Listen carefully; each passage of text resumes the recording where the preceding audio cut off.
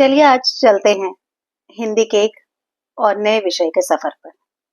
चलते हैं कारक की एक आसान, रोचक और ढेर सारे उदाहरणों से भरी यात्रा पर। कल्पना कीजिए आपके पास कुछ शब्द हैं, राम, मारा, रावण। अगर आप इन्हें बिना नियम के साथ रखते हैं तो आप क्या बनाएंगे? ये कैसे वाक्य बनेंगे? वाक्य बनेंगे राम मारा रावण या रावण मारा राम। तो क्या इन वाक्यों का कोई मतलब निकल रहा है? क्या पता चल रहा है?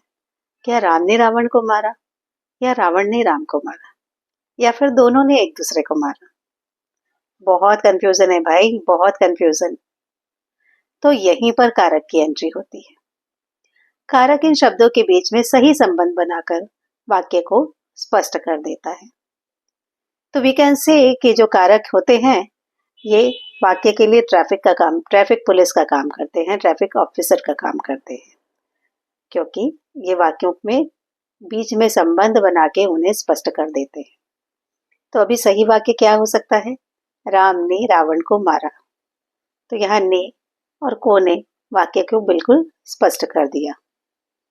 तो यह उदाहरण हमें यह बताता है कि बिना कारक चिन्हों के वाक्य स्पष्ट नहीं बन सकते हैं, भाषा स्पष्ट नहीं हो सकती है। लेकिन आप सिर्फ मेरे कहने से तो कारक नहीं पढ़ लेंगे। आप जरूर जानना चाहेंगे कि कारक पढ़ना क्यों जरूरी है। तो कारक केवल परीक्षाओं में नंबर लाने के लिए पढ़ना जरूरी नहीं है। कारक इसलिए जरूरी है क्योंकि यह भाषा में स्पष्टता लाता है। अगर कारक नहीं होंगे तो अभी आपने एग्जाम्पल देखा कि वाक्य कुछ का कुछ और हो जाता है, अर्थ का अनर्थ हो जाता है। यह व्याकरणिक शुद्धता भी प्रदान करता है। इसलिए कारक को हिंदी वाक्य संरचना की नींव कहते हैं। इनके बिना वाक्यों की कल्पना भी नहीं की जा सकती है। अच्छा, भाषा तो अभिव्यक्ति का साधन है ना, तो बिना कारक चिन्हों के क्या हम अपने भावों को अभिव्यक्त कर पाएंगे? तो अभिव्यक्ति के लिए तो कारक बहुत जरूरी है। संक्षेप में हम ये कह सकते हैं कि हिंदी भाषा के लिए कारक बहुत ज्यादा जरूरी हैं। इनके बिना भाषा की सुंदरता, भाषा की सटीकता का कोई मतलब नहीं रह जाएगा।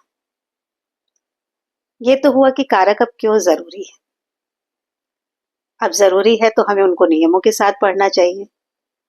तो आगे हम जानेंगे कारक के नियमों के बारे में और साथ ही जानेंगे कारक के चिन्हों के बारे में।